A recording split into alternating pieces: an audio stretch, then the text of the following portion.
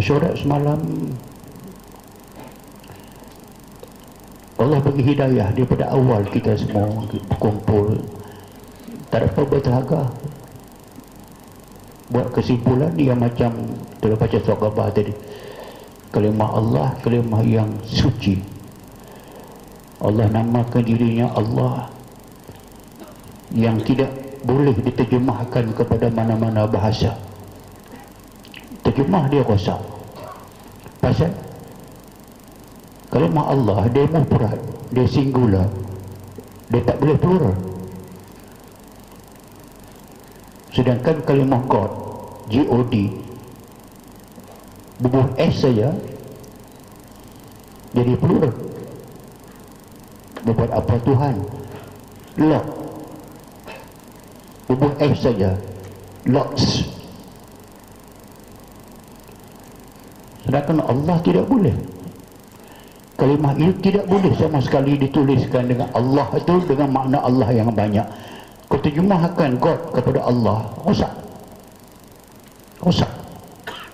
Bukan rosak bahasa, rosak akidah. Kalau kita benarkan mereka menggunakannya, kita benarkan mereka melakukan yang kufur kepada Allah Subhanahu wa taala. Ar-ridha bil kufri kufrun. Kalau reda dengan yang kufur, anda kufur sama. Tidak mungkin, saya kata tidak mungkin kita boleh pelagak. Akhirlah kita bersatu, walaupun dikatakan bergaduh sebelum, tidak bergaduh sebelumnya. Tunggu jadi datang rumah saya malam semalam, malam semalam di rumah tu. Kita ada 2 jam, 3 jam dengan dia. Kok ada tak ada masalah. Sebab tu mudah ada Allah Ta'ala bagi hidayah. Harapnya legalah dan selesailah kalimah Allah ini dan tamatlah fitnah itu, dan harap jangan terbuka fitnah lain.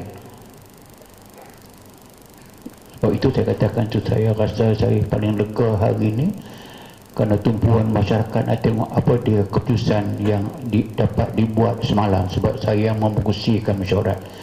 Alhamdulillah selesai dengan baik. Harapnya itu Allah Ta'ala bagi hidayah kita sekalian dan tidak berulang yang tidak baik ini. Alhamdulillah. Kita masuk kepada malam minggu sudah. Saya buat mukadimah, intro kepada rawatan Islam. Sekurang-kurangnya anda boleh faham mengatakan maksud daripada rawatan Islam itu. Kita nak mengaji rawatan Islam, maksud ataupun makna rawatan Islam ialah suatu ikhtiar untuk menyembuhkan penyakit atau menyelesaikan masalah. Kadang bukan penyakit, masalah. Ikhtiar menyembuhkan penyakit atau menyelesaikan masalah dengan kaedah-kaedah rawatan Islam, atau melalui pemakanan dan minuman. Pemakanan maknanya kita ada herba, minuman kita ada air. So ikhtiar penyembuhan penyakit. Penyakit itu penyakit jasmani dan penyakit rohani manusia. Ikhtiar dengan menggunakan kaedah-kaedah. Kaedah-kaedah itu macam kita sedang belajar, itu kaedah rawatan. Sama ada dengan perantaraan makan ubat, doa, ruqyah yang terkenal, atau makan ubat. Kita ada herba yang insya-Allah kita akan belajar yang boleh tolong menyembuhkan penyakit. Sama ada makanan atau minuman. Kadang kita minum, kadang-kadang tidak payah minum, tak payah makan, dengan doa biasa pun sudah cukup.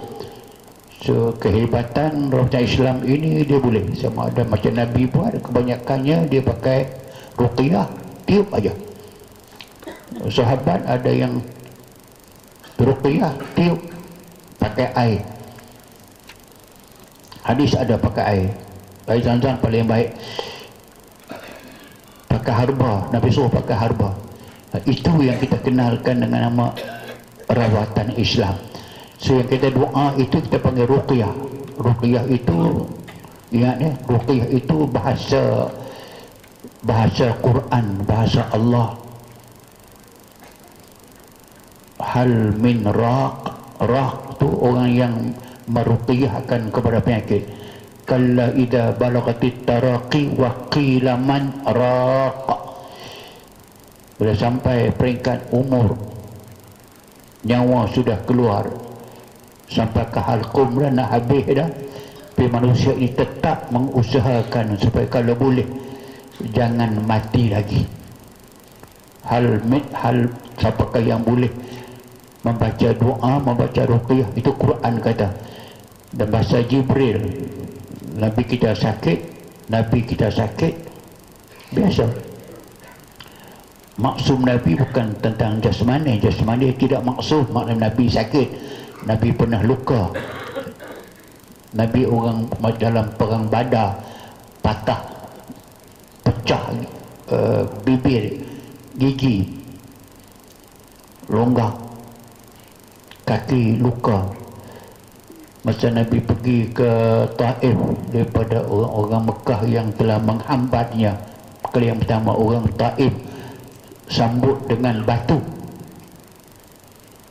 baling Nabi, pecah kaki dan luka kaki.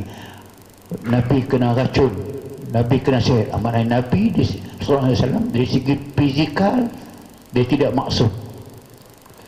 Allah uji dia, nak habar kepada umat dia, kalau Nabi pun kena, takkan kamu tak kena? Maksum Nabi itu tentang hukum hakam, dosa pahala. Nabi tidak ada dosa, itu maksum. Okey, bila berlaku demikian, bila Nabi sakit, datang Jibril, ala arqika ya Muhammad. Mengapa dia tak kata ala arqika ya Rasul? Sebab Muhammad itu Rasul dia kepada manusia dengan jin. Muhammad Rasul, utusan untuk manusia dengan jin. Malaikat tak masuk. Pihak malaikat tahu dia Rasul. Pihak ala arqika ya Muhammad, dia benar. Ala arqika ya Muhammad, bolehkah minta izin aku nak membaca ruqyah ke atas kamu wahai Muhammad? Nabi bagi izin, baru dibaca bismillahi arqika. Itu yang saya sebut hari itu, ingat balik ya.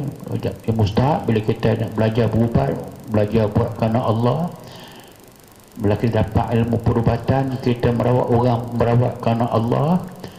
Dan salah satu daripada amalan baik kerana Allah, kita buat dengan bismillah.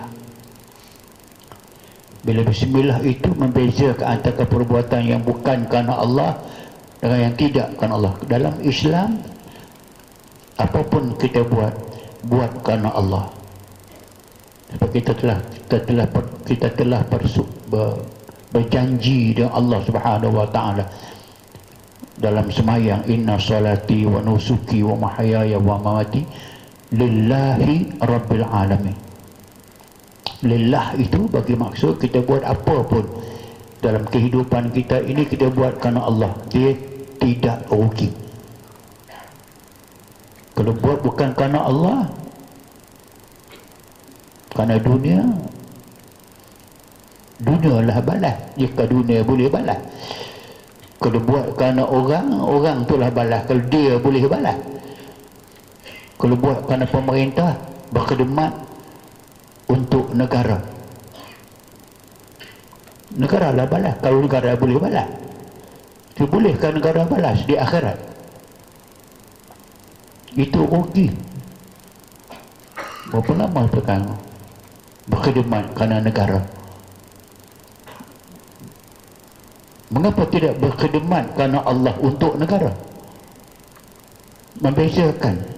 Sebab tu dia kata tadi, Nabi sebut kullu amrin zibalin lam yubda bihi bi bismillah wa aqta wa ajzam. Kullu apa urusan kamu yang kamu tidak mulakan dengan bismillah, bahwa aqta, terputus pahala. Aqta'un, terputus, tidak diberi pahala. Pasal kamu buat bukan kerana Allah. Wa ajzam, mudah gagal, pahala tidak dapat, mudah gagal, tak sampai maksud. Buat kerana Allah, pahala dapat, Allah tolong permudahkan untuk sampai kepada matlamat. Sebab itu tadi bila mari Jibril tanya dulu, boleh aku doakan tak? Boleh ruqyah? Nabi kata boleh. Bismillahi arqika, dengan nama Allah saya menjampi. Jika nak terjemah ke mana jampi lah. Dengan nama Allah saya mendoakan kesembuhan penyakit kamu. Min kulli syai'in yu'zika, dari apa sahaja yang menyakitkan kamu. Allah yashfika, Allah yang akan menyembuhkan kamu. Bismillah arqika, dengan nama Allah saya merqiyah kepada kamu. Tengok pendek, tapi sebab dia Jibril, dia wahyu Allah kepadanya, lengkap. Pendek tapi pengajarannya cukup mantap. Kita pun nak mendoakan penyakit, maksudnya mendoakan kesembuhan penyakit, jangan lupa Bismillah itu dahulu. Bismillah. Ujung pun Bismillah arqika, akhir pun dengan nama Allah juga. Atas itulah kita nak memahamkan. Itu dia yang dalam buku ini saya nak bagi intipati sahaja, sebab kita takkan baca, nak baca buku ni sepatah-sepatah tu 6 tahun pun habis. Sebab itu yang dimaksudkan dengan itu dia ilmu rawatan Islam, ikhtiar penyembuhan penyakit jasmani dan rohani dengan kaedah-kaedah tertentu. Ada kaedah dah, tadi di atas kaedahnya mesti mula dengan bismillah, lepas tu baca Fatihah dan sebagainya. Dengan perantaraan kita doa, kita bagi makan ubat, bagi minum air dan sebagainya, insya-Allah itu akan berhasil. Sekurang-kurangnya, sepaling-paling tidaknya, yang mengubat dapat pahala, yang menerima ubat pun dapat pahala, kerana kita nak menggunakan kaedah rawatan Islam. Dipelajari pun kerana Allah, diberi pun kerana Allah, diamal pun kerana Allah. Apa sahaja perbuatan baik itu pasti mendapat kebaikan, kerana faman ya'mal misqala dzarratin khairan yarah wa man ya'mal misqala dzarratin syarran yarah. Sesiapa yang membuat kebaikan misqala dzarrah, setimbangan sebiji zarah, akan dilihat dan dibalas.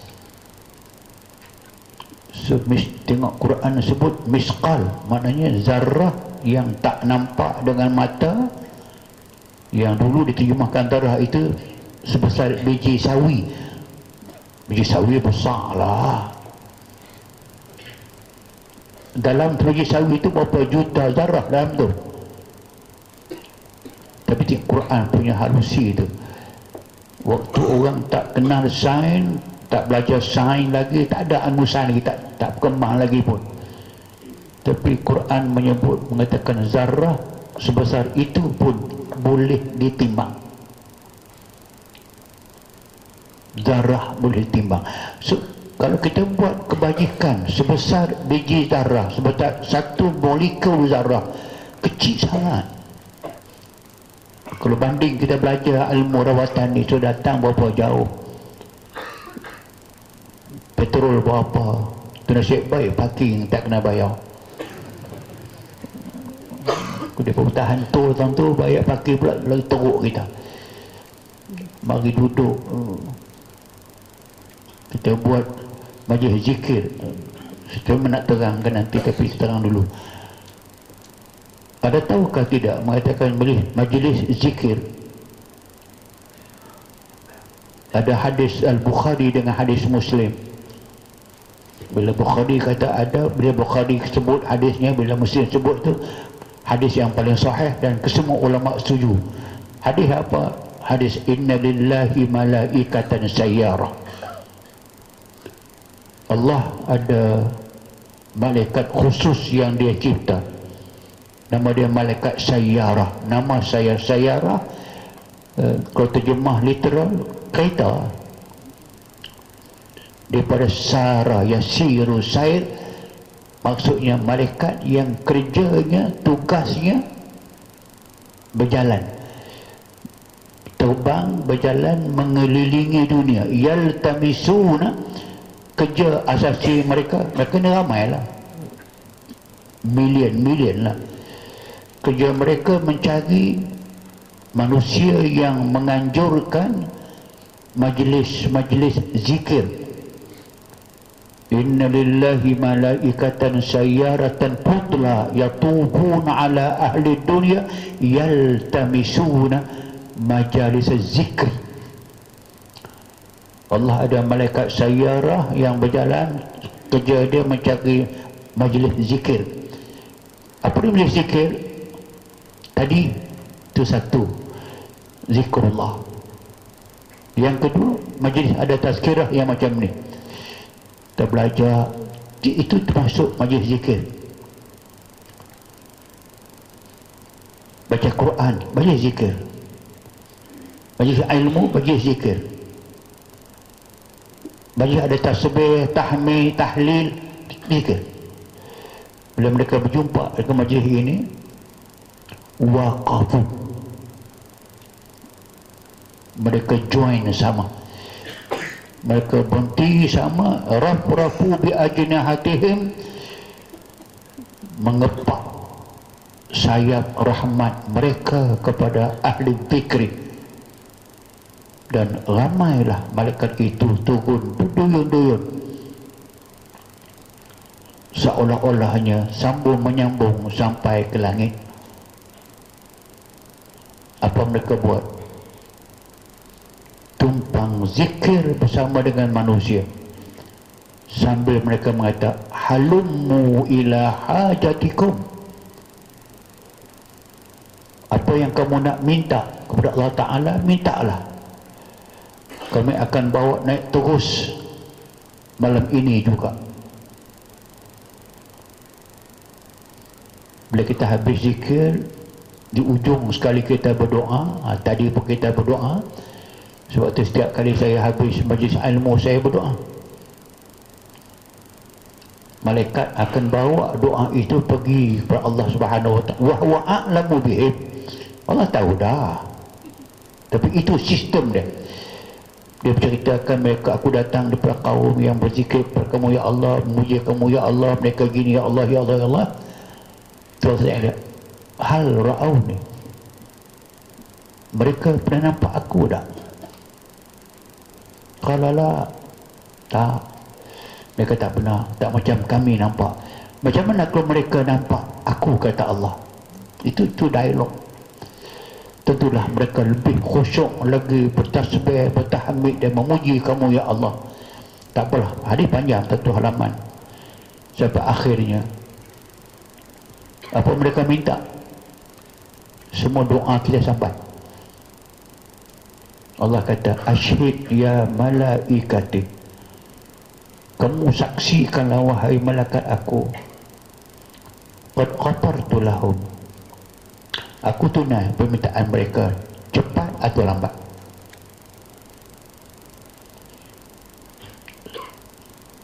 Berlaku satu peristiwa dalam hadis ini menyebut, malaikat tahu mengatakan bahawa majlis zikir yang dia datang tadi itu, ada orang yang datang bukan dengan tujuan nak zikir sama, bal ja'u li hajatin, dia pun datang itu kena satu hajat dunia. Macam kalau kita dari syifa ni datang nak berubat, tu yang datang hajat dunia.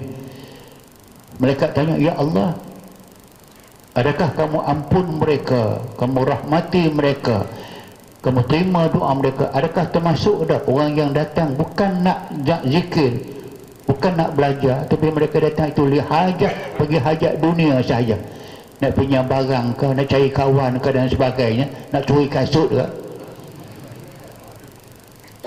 Yang soalannya, adakah kamu ampun sama orang itu ya Allah?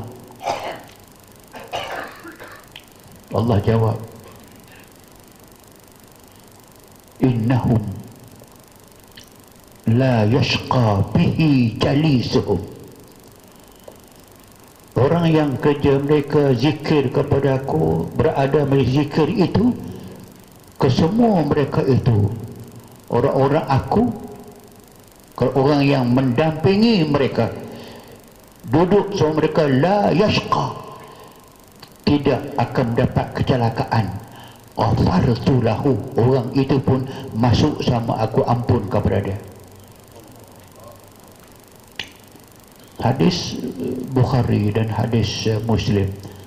Sebab tu kita kena ingat, saudara kena ingat, kita beruntung. Saya pun untung kalau saudara tak datang, tengah saya seorang azikir, seorang-seorang saya.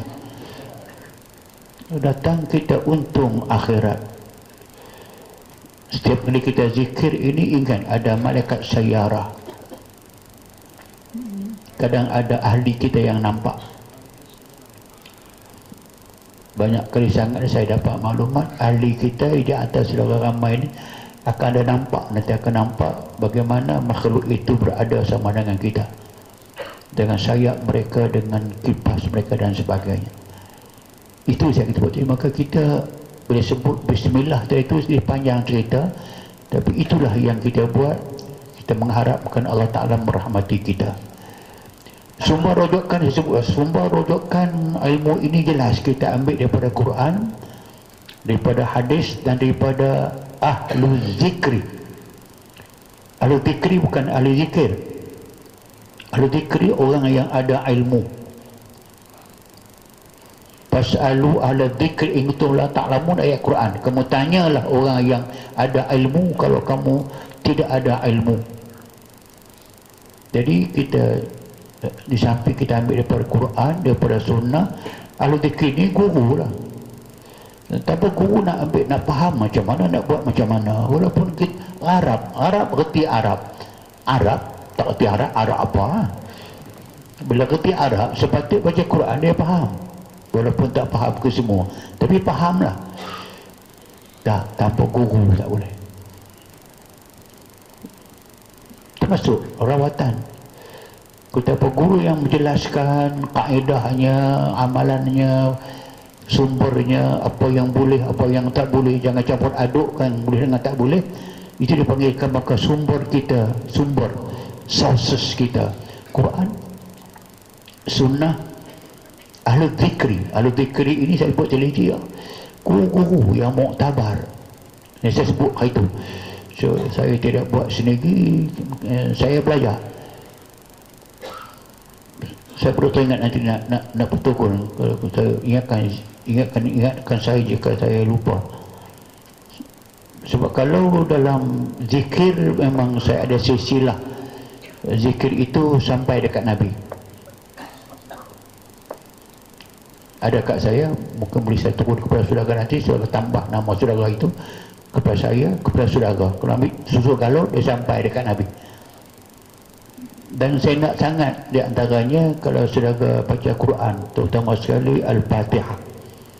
Al-Fatihah yang kita baca itu, saudara ada sanad tak? Sanad daripada saudara, daripada guru saudara, guru sampai dekat Nabi. Sebanyak orang tak boleh. Bukan mesti tak boleh. Tapi saya ada sanad. Saya ambil daripada guru kepada guru sampai dekat Nabi. Saya ada sanad. Ilmu ini pun kita ada guru. Kalau ilmu dalam mimpi, saya sebut dah. Siapa yang kita nampak dalam mimpi tu? Oh, pakai jubah. Syaitan mau pakai jubah, apa masalah? Dah. Sebab tu kita panggil man laisa lahu syaikhun fasyaitanu syaikhuhu. Ilmu agama ni kalau tak pakai guru yang muktabar, syaitan masuk jadi guru. Dengan tak sedar kita dah dihasut. Sebab tu kita ada sumber rojokan. Lalu zikri ialah buku yang muktabar, buku-buku yang kita tahu tidak ada penyelewengan dalamnya. Sebab tu itu rojokan kita. Al-Quran, kitab hidayah. Kitab hidayah yang penting sekali. Quran membawa mesej daripada Allah Subhanahu wa taala, liyukhrijakum minaz zulumati ilan nur.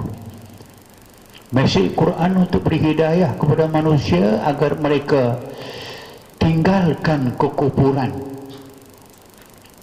mari beriman dengan Allah. Zulumat, kekufuran, nur, keimanan. So, apa yang nama kekufuran kepada Allah Ta'ala, Quran tunjuk jangan. Yang nama kufur kepada Allah ataupun syirik kepada Allah bukan tunggu yang besar. Yang besar itu macam menduakan Allah, macam Kristian menggunakan Tuhan tiga. Itu kufur yang amat terang, dipanggil kufurun bawah. Kufurun bawah, kufur yang terang-terang, sembah berhala, tidak Islam, Tuhan yang banyak. Saudara tahu ke tidak mengatakan agama Hindu tu di Malaysia, Hindu Malaysia, agama Hindu Malaysia ni, dia percaya dengan Tuhan dia sebanyak 360 juta Tuhan. 360 juta Tuhan. Orang Hindu berapa orang? Orang Hindu berapa orang dah? Tuhan mereka lebih banyak daripada orang mereka. Maklumat ni ambil mana ni? Maklumat ini saya dapat daripada seorang padri Hindu, seorang padri priest Hindu yang bergaduh dengan saya, nak pukul saya. Akhir kita berbincang, akhir Allah buka hidayah kepada dia, masuk Islam di hadapan saya Islamkan dia.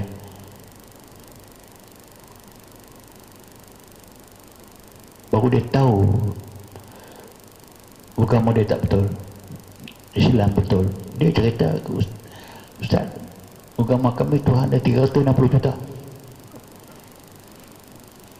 Saya hantar dia pergi ke Mekah, dia balik jadi pendakwah. Sekarang pekerjaan kita lah. Tapi nak habar kata itulah, bila Quran kitab hidayah itu yang besar. Tapi kerana dia kitab Allah yang sempurna, yang disebut dalam Quran itu, likullin ja'alna minkum syir'atan wa minhaja. Likullin bagi tiap-tiap satu dalam penghidupan kamu, tiap-tiap bidang penghidupan kamu, bagi tiap-tiap ummah, ja'alna, kamilah yang menjadikan untuk kamu syir'atan, undang-undang, wa minhaja, dan sistem rawatan. Satu bidang yang amat besar, ada syir'ah, ada undang-undang, ada hukum dia, hukum belajar mengambil amat. Wa minhaja, ada sistem.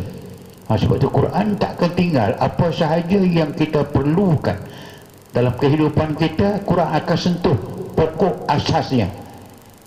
Rambutan, satu bidang, maka ada ayat Al-Isra 82. Wa nunazzilu minal Qur'ani ma huwa syifaa'un wa rahmah lil mu'minin. Dan kami turunkan Quran itu, ayatnya ada yang boleh menyembuhkan penyakit, warahmah, dan rahmat bagi orang yang beriman. Cuba ingat satu poin yang ambil yang besar, satu poin yang besar. Masyarakat yang tidak ada agama, yang tak sampai agama kepada mereka, atau masyarakat yang tidak penting hal agama, katakan masyarakat dalam hutan lah, dalam orang asli dalam mana-mana hutan, atau di Amazon, di Afrika ke di Malaysia ke di Indonesia ke di orang hutan di mana pun, mesti mereka sakit, maka cari ubat yang senang mereka cari. Yang pertama, jampi mentera. Maka dengan sendirinya masyarakat mana pun, hatta yang masyarakat yang paling mundur pun, rawatan jampi mentera itu dipanggil rawatan tradisional. Ada di mana-mana dunia. Dalam Amerika pun lagi teruk, lagi banyak. Arab ke Melayu ke orang asli ke orang mana, semua ada. Kita datang, orang Melayu pun ada. Tok Bomo yang kerja dia jampi mentera,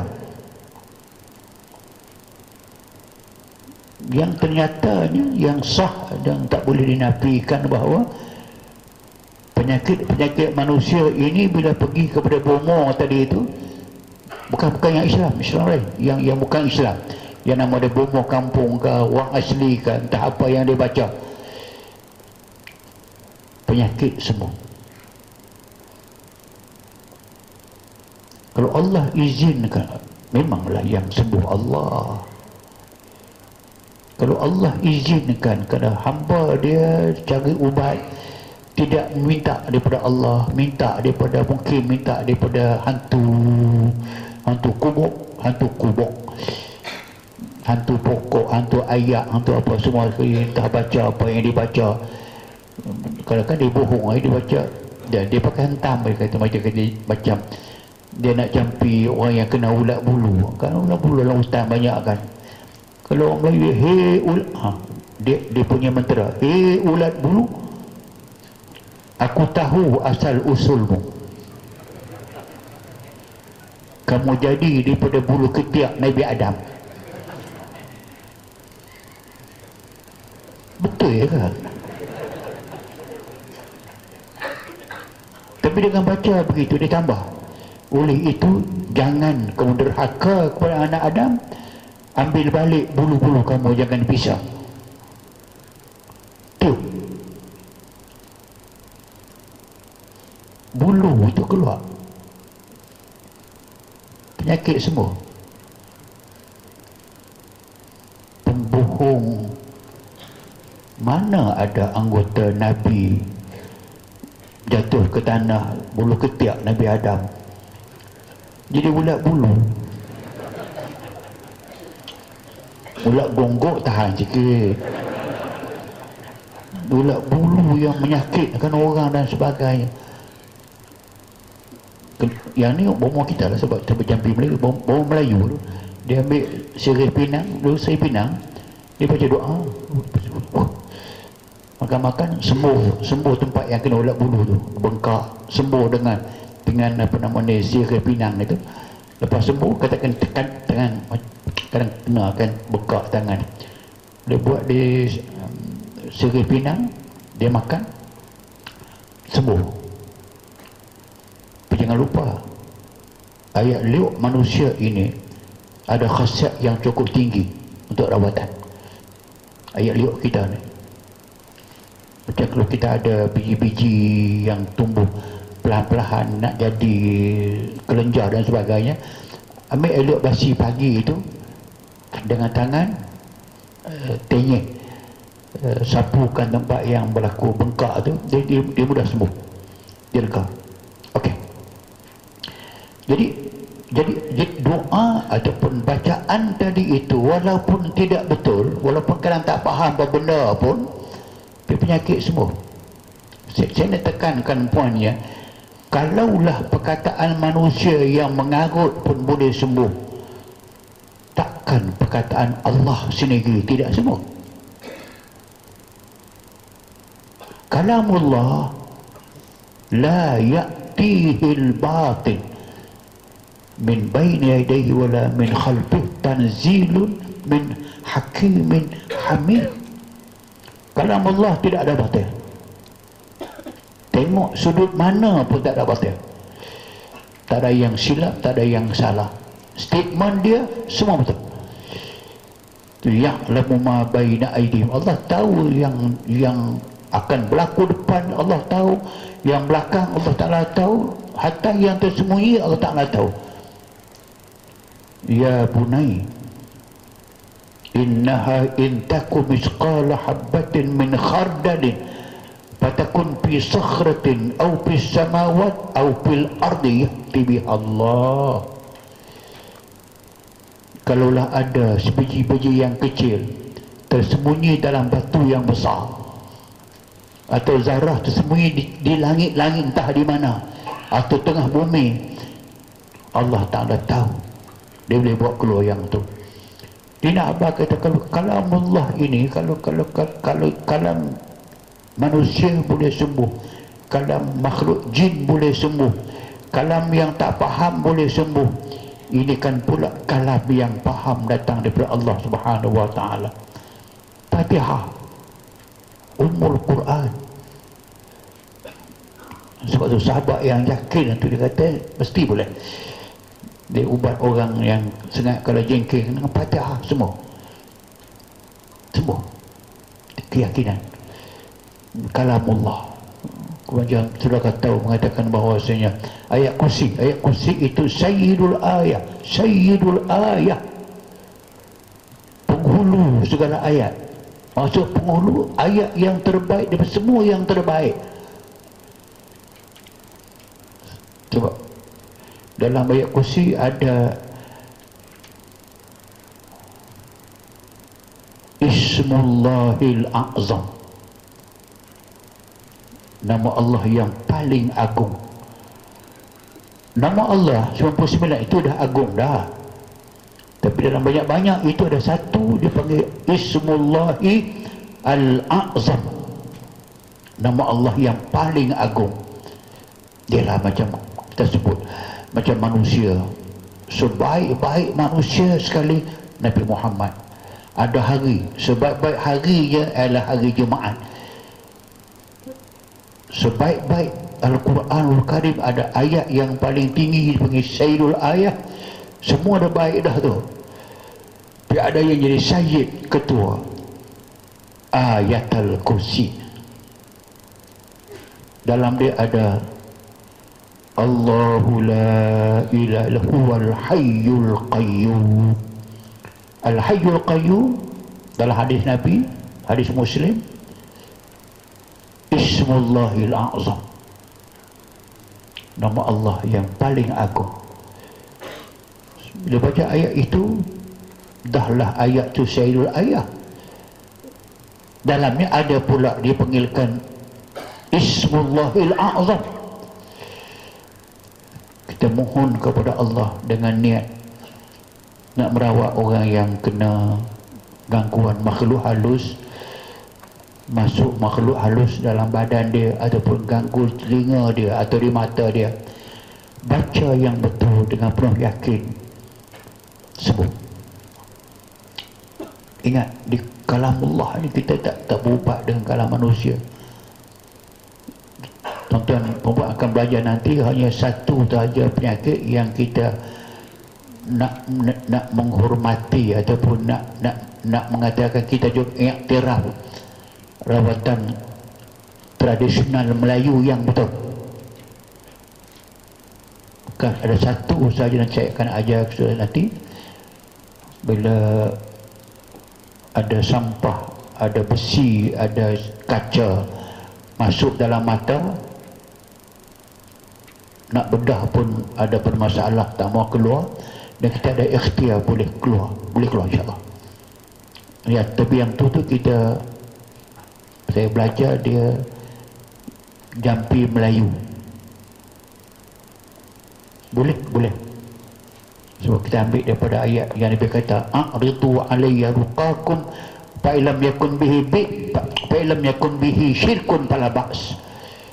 Kalau ada kamu yang ilmu nak menjampi, nak merawat dengan bukan yang aku ajar, lain bahasa kamu sendiri, mari aku tengok dulu. Kalau tidak ada syirik padanya, boleh pakai. Ini tidak ada syirik, maka boleh pakai.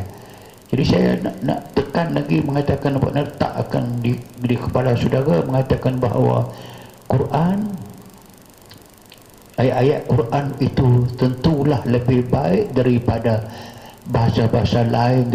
Sebab tu saya nak sebut malam ni, kalau saudara sudah ada ilmu, kalau antara saudara-saudari ini telah ada ilmu rawatan yang dipelajari daripada orang tua-tua dan sebagainya, mungkin ayah, mak ke datuk bagi bekalkan, bukan Quran tinggal. kita nak ganti kepada yang lebih baik. Ayatullah. So ilmu yang macam tadi tu lah, macam ulat bulu tadi tu. Tak. Yakinlah mengatakan yang kita nak bagi ini yang terlebih baik, Quran, hadis dan amalan as-salafus salih, termasuk yang sebut ahlu zikir tadi. Lepas tu maka tentulah Quran mampu dan boleh. Kita pakai kaedah yang Islam ajar kepada kita, hadis sebut kepada kita, likulida indawa. Ada penyakit pasti ada ubat. Islam tidak mengajar kita ada penyakit tak ada ubat. Dalam alopati ada banyak kata is no cure, no medicine, no medication, tak ada ubat. Penyakit tak ada ubat. Tak ada. Islam nak mengatakan likulli da'in dawa illal haram illa sa'. Dua hadis. Semua penyakit ada ubat melainkan penyakit tua. Nak pergi muda tak boleh. Maksud dia bukan nak menolak orang yang telah muka kedut itu nak pergi pencekang balik buat facelift itu. Iyalah yang tu boleh, tapi umur nak betul. Adakah dengan perbaik muka maka umur kena minus 20? Dah umur tua juga. Ketuaan kita pada umur tu. Satu, yang keduanya semangat ke, kerja ke, tenaga. Walaupun nampak muka macam umur 40 hari baru, padahal dah 90 dah. Tak, ketuaan itu tak berubah. Ada yang kedua, semua penyakit ada ubat melainkan mati. Memang tak boleh berubat. Itu kaedah terpakai itu. Maka Islam menyarankan, Allah menyarankan, Nabi menyarankan, tadawaw ya ibadallah. Sakit cari ubat. Fa lam zid fa innallaha lam yanzil ila wa anzala ma'ahu dawa. Alima man alima wa jahila man jahila. Berubatlah wahai hamba-hamba Allah. Kerana Allah tidak menurunkan penyakit, dia turun ubat bersama. Alima man alima, diketahui oleh orang yang mengetahui kerana dia belajar. Wa jahila man jahila, dan tidak tahulah orang yang tidak belajar. Sekurang-kurangnya kita tahu mengatakan apa masalahnya. Kalau penyakit apa pun, ayat Quran ada, doa ada, sembahyang hajat ada.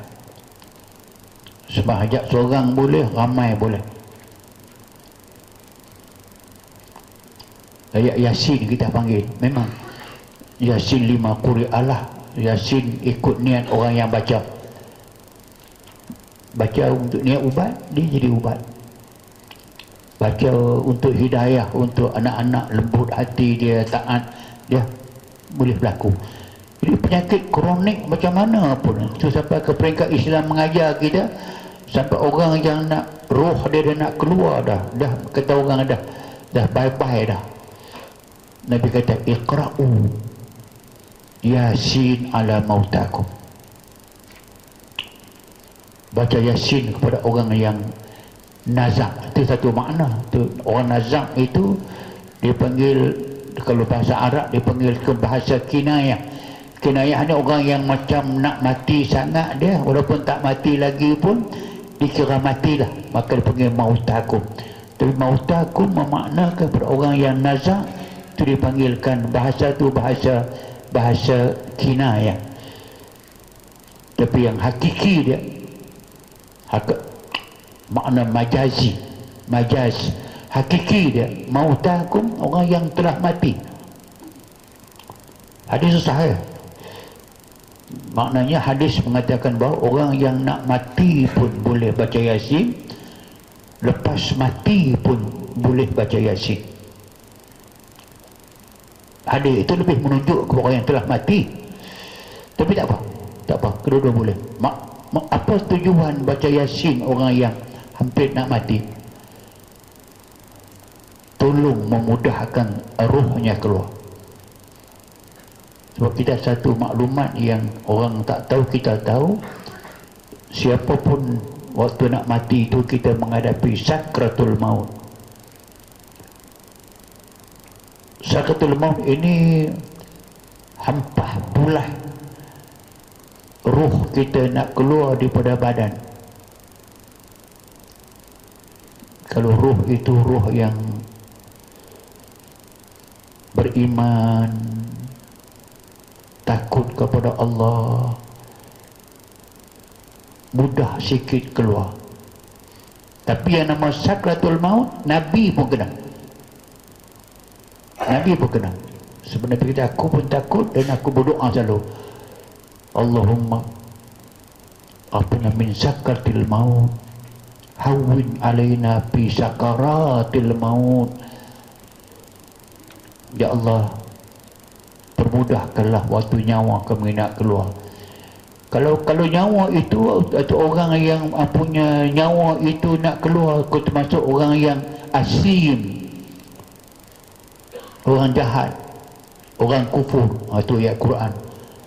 Walau tara is yatawaffal ladzina kafarul malaikah yatribuna wujuhahum wa adbarahum wa dhuqu adabal khariq dzalika lima qaddamat yadaka wa anna Allah laysa bizallamin lil abid. Walau tara, kalaulah Allah izinkan kamu boleh tengok ketika orang-orang yang zalim, hidup mereka zalim, meninggalkan hidayah Allah, tak nak Islam, ajak macam mana pun, ajak berjuang macam mana pun, dia tak suka kepada Islam, lebih-lebih tak suka hudud. Ini orang zalim. Nak tahu di mana mulanya? Isyatawafah, waktu malaikat datang nak ambil nyawa dia. Dia ambil macam mana? Yadribuna wujuhahum.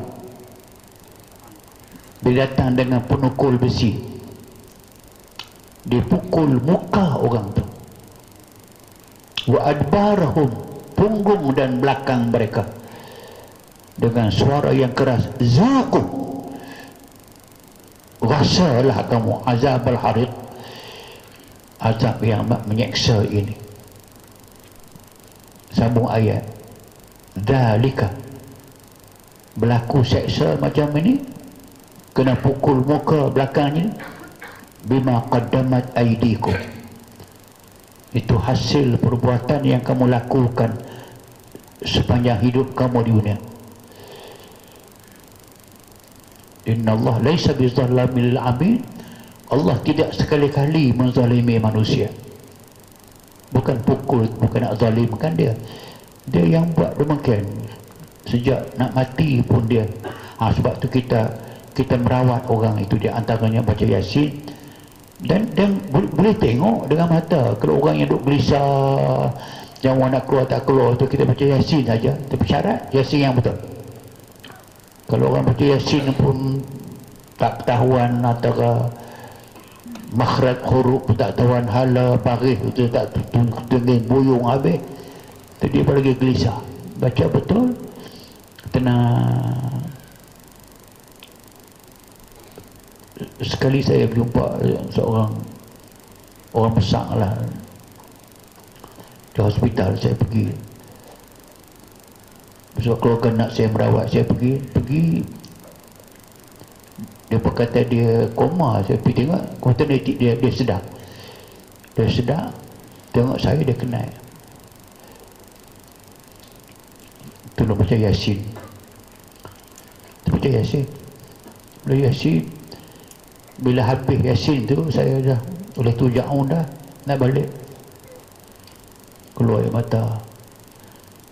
Tolonglah baca lagi. Saya tenang, saya dia tengok jam, kita dah kerja, tak baca lagi. Tenang. Tapi yang kedua yang saya pelik tu, tenang lain macam. Anak dia ada doktor di ujung. Tengok, dia buka mulut. Saya suruh tangan, tolak. Tu saya tahu. Saya buntik, bila saya buntik, isteri dia, ustaz tolonglah baca lagi. Saya kata ini masa yang tidak boleh baca dah. Dah sampai penghujungnya. Sultan Sri dah meninggal. Dia meninggal. Rupanya dia nak habis tu. Dia baca Yasin, dia ikut. Yang sebelum dia gelisah tu. Bila habis tu, Ustaz tolonglah baca lagi. Ustaz tolonglah baca lagi sekali. Dan saya sampai tahu sampai wa ma li la a'budul ladzi. Tengok. Rupanya dia meninggal dalam keadaan yang cukup tenang pada ketika itu. Saya nak kaitkan itu, iqra'u Yasin ala mautakum. Kita baca Yasin itu atas perintah, atas Nabi suruh kita buat demikian. Okey. Konsep penyembuhan penyakit, kita kena faham sangat mengatakan bahawa kesembuhan penyakit bukan hak makhluk. Bukan doktor, bukan kita perawat, bukan doa. Penyembuhan itu hak milik Allah yang mutlak. Sebab ayat Quran kata wa idza maridtu fa huwa yashfin. Asal yashfini. Bila dimatikan yashfin. Bila kita sakit, anda sakit, saya sakit, fahuwa, maka dialah Allah yang akan menyembuhkan. Dan doa kita, Allahumma antas syafi, ya Allah kamulah penyembuh yang sebenar. La syifa illa syifa'uka, tidak ada yang nak sembuh melainkan kesembuhan yang datang daripada-Mu ya Allah. Syifaan la yughad saqaman wala alam illa syifa. Mohon kesembuhan yang sungguh-sungguh sembuh, tidak berulang kesakitan lagi. Tapi faham, anda kena faham, anda tidak memiliki kesembuhan macam saya tidak memiliki kesembuhan. Doktor pakar macam mana pun tidak memiliki kesembuhan. Ikhtiar kerja kita. Mencari ubat, berdoa itu kerja kita. Membaca ayat Quran kerja kita. Yang nama sembuh bukan, tidak boleh. Kata Nabi sendiri pun tidak boleh menyembuhkan orang. Mohon kepada Allah Subhanahu Wa Taala. Itu konsep kita. Sebab ini kalau ini tidak dipegang dengan betul, kalau kata doktor tolonglah sembuhkan saya, nanti saya sembuhkan awak, itu syirik dengan Allah Subhanahu Wa Taala. Dia ambil kerja Tuhan. Jangan. Kita tak mengatakan kalau kita rawat orang apa, memanglah takkan semua nak sembuh. Yang sembuh. Kalau semua tak sembuh pun senang juga, tutup ya kedai. Biarlah kalau saudara saya buat apa semua tak sembuh, apa kocor mengambil kemboreh aja ni, tutuplah dari syifa. Dah mesti dia sembuh. Bagi maksud ramai-ramai itu banyak yang sembuh. Yang sembuh itulah yang duk kempen dekat orang. Pergi dari syifa. Seperti kita tidak pernah susut tak pernah, penuh sentiasa. Macam kita duduk mengajar ni juga, saya tengok berapa puluh tahun ni tak pernah susut pun. Duduk macam ni, penuh macam ni lah. Berapa kali dah kita buat ni, 25 kali dah. Pasal apa? Sedangkan nilai sendiri, faedah duniawi di mana, faedah ukhrawi di mana.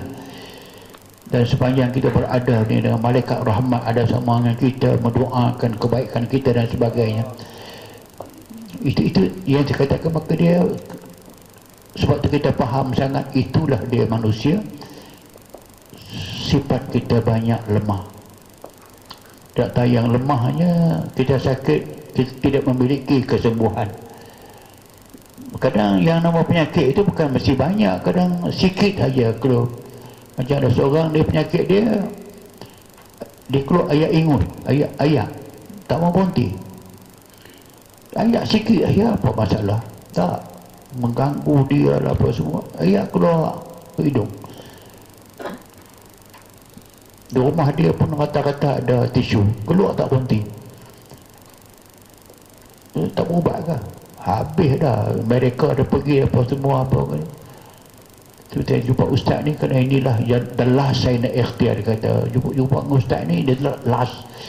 Kalau ustaz tak tahu juga, saya redha. Dia kata jangan putus asa.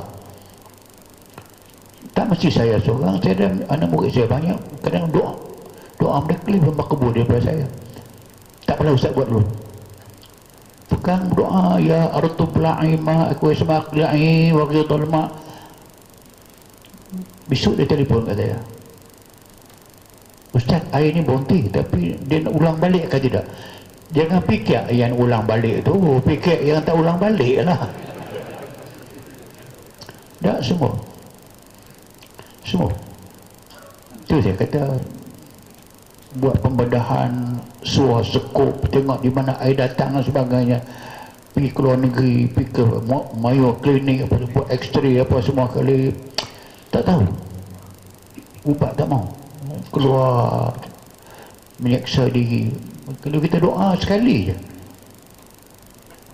saya kata kebetulan tu, tak usah, bukan saya dah 20 tahun saya alami penyakit, saya tahu bukan kebetulan. Lepas saya doa petang, dia kata malam tu saya rasa ada benda yang macam kruk dalam.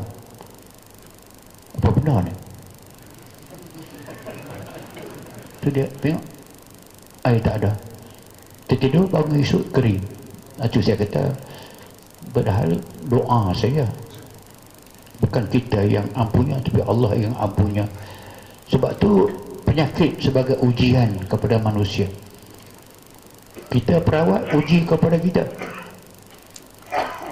Bila tuan-tuan ada ilmu rawatan, boleh rawat, orang tahu saudara boleh merawat, datang orang minta tolong, diuji tu, saudara nak sembunyi ke, nak tolong ke? Ada tolong. Yalah, orang lain yang tak merawat, katakan dia tak ada kerja apa, rehatlah dengan anak bini dia. Yang tengok amanah ni, macam saya besok pada pagi subuh tu nak kena khidmat sampai ke tengah hari. Memang Allah Ta'ala uji.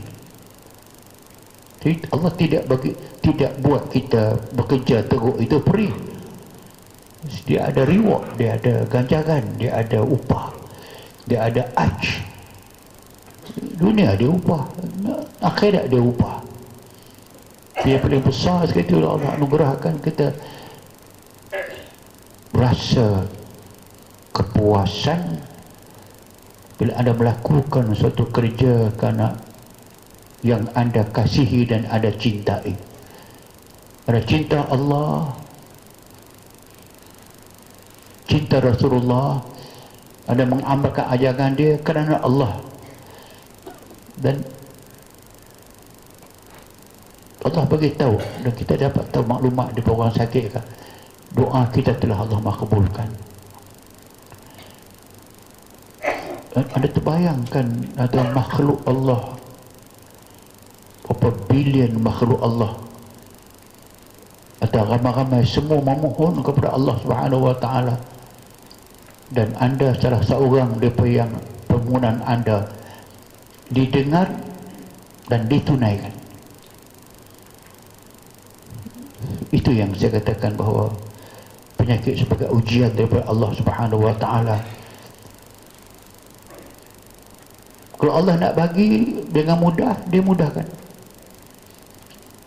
Nabi 2-3 patah ya, dia kata, ukhruj ya adu Allah, kamu keluarlah wahai musuh Allah. Tu makhluk yang dalam budak orang yang gila tu, terbatuk dia macam muntah, keluar macam muntah hitam begitu, keluar, jatuh. Yang muntah hitam dia bergerak, dia melompat, 2 kali melompat jadi anak anjing hitam, melompat lagi jadi anjing besar, lari, hilang saya anjing tu. Budak yang diikat ni tadi, budak yang orang gila ni, siapa semua kada buka mata, astagfirullah, man ja'ani ila Rasulillah. Tadi dia mengamuk, siapa yang bawa saya menghadap Rasulullah ni? Mengapa saya ada di sini? Dia sembuh seperti sedia kala dengan hanya 2 patah perkataan. Nabi tak apa. Tadi yang kita cerita pasal sahabat tadi pergi menyembuhkan ataupun ikhtiar nak menyembuhkan bisa sengat kalau jengking, calang-calang ke bisa tu yang kena. Saya pernah kena sengat lipan bara. Belajar sikit ilmu tu, tangkap lipan. Tapi kena belajar ketika tu tak habis belajar, pergi tangkap silap, pum, kena sengat sini. Ada bekas lagi. Punya sakit, ya Allah. Rupanya seteruk-teruk sakit begitu pun bila jumpa dengan Tok Guru tadi tu balik, dia pakai ayat luk dah saja, ludah gitu, memang kita rasa slow sekejap. Bila saya belajar ilmu untuk menawarkan visa ni, tidak ada kaedah yang katakan anda kena uji, tak. Mungkin kebetulan saya kenal sekali, tak lama baru ni, tak lama saya ada ladang sawit sikit, ada semak-semak di penyeruh tu, saya duduk marah kat pekerja saya, apa biar semak begitu tu. Ambil parang panjang pergi tebal, rupanya ada rahsia mereka tak pergi tebal. Saya nampaklah satu benda hitam atas tu, dia pergi duduk tebal-tebal tu, boom, rupanya sarang penyengat hitam tu. Besar tu penyengat, berapa ratus, berapa ribu penyengat. Kena dia saja, habis badan. Tepih sini kena sini, tepih kena sini, habis. Saya jatuh, ada pokok. Ada kawan 2 orang, ada bawah ada kawan tu. Kawan lari, yang bagus punya kawan. Dia kata tunggu cari mampu. Ini baru, maknanya saya dah, jantung saya dah kena buat beberapa kali dah. Anda bayang berapa ratus penyengat yang kena, berapa banyak masuk bisa dalam badan. Panggil kawan, lari, dia habis. Ya, kita ada cari air, Allah nak izinkan kita berjumpa satu botol air di ladang sawit itu. Air tu tak bersih lah, satu ada keladak-keladak lah, air tu warna boleh nak kuning dah. Dua harap bukan air kencing lah. Tapi darurat, jauh daripada rumah tu, saya betul pakai doa menahan bisa. Doa pada ketak tangan nak jatuh ni. Doa, minum, sapu.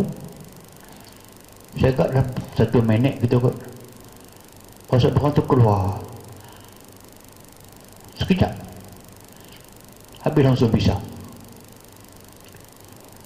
Saya pergi cari balik apa nama ni, penyengat ni. Pergi tengok, dan pergi tengok, rupanya ada. Balik. Nantilah malam ni aku tahu lah buat. Malam saya ambil daun kelapa tu, buat daun kelapa, bulat-bulat banyak, cucuk tu pergi. Sengat aku sangat, bakar habis, dengan pokok saya bakar. Tapi alhamdulillah, saya nak katakan bila balik kepada kaedah tu, penyakit tu memang dia merupakan ujian Allah Subhanahu Wa Taala. Kalau kena tak ada masalah. Bab 2 konsep mempelajari ilmu perkota Islam, ini senang. Sebab ilmu ini ilmu fardu kifayah. Mengajak pun fardu kifayah, belajar pun fardu kifayah. Dia bukan fardu ain. Fardu ain ini fardu kewajipan yang setiap orang kena ada, kena buat. Macam semayang fardu ain, puasa, zakat, haji fardu ain. Tapi ilmu ini fardu kifayah. Tapi kalau semua orang tidak belajar, semua orang tanggung dosa. Bila orang tanggung dosa, semua tanggung. Sebab kamu tak selesaikan fardu kifayah. Orang Islam tidak ada ubat. Quran ada, tak nak pakai. Sebab tu hujung ayat dia katakan wala yaziduz zalimina illa khasara. Ujung ayat Isra 82 itu wa nunazzilu minal qur'ani ma huwa shifaa'un wa rahmah lil mu'minin wala yaziduz zalimina illa khasara. Dan kami turunkan Al-Quranul Karim, ayatnya ada yang menjadi penawar, menyembuhkan penyakit, dan tidak ada kelebihan kepada orang-orang yang zalim, melainkan rugi, semata-mata rugi. Apa dia orang yang zalim? Orang yang mengkesampingkan Quran, tak mengambil Islam sebagai cara hidup dia. Dia meninggalkan rawatan Islam, dia rugi. Rugi dunia dan rugi akhirat. Sebab itu maka kita sebut bahwasanya mempelajari ilmu ini fardu kifayah. Tapi fardu kifayah pun anda kena faham juga, bukan contoh dia fardu kifayah ini macam mandi mayat, semayang mayat, kebumikan mayat. Itu contoh fardu kifayah. Tapi apa dia signifikan dia? Maknanya fardu kifayah ini macam mandi mayat. Maknanya kalau orang Islam ke semua tak mandi mayat, apa jadi kepada mayat itu? Dia busuk. Lepas busuk dia berulat. Berulat dia mendatangkan penyakit wabak. Sebab tu tempat-tempat yang orang mati banyak itu wabak, penyakit kolera ke, penyakit apa pun banyak. Maknanya akhirnya kerosakan akan ditanggung oleh ramai orang.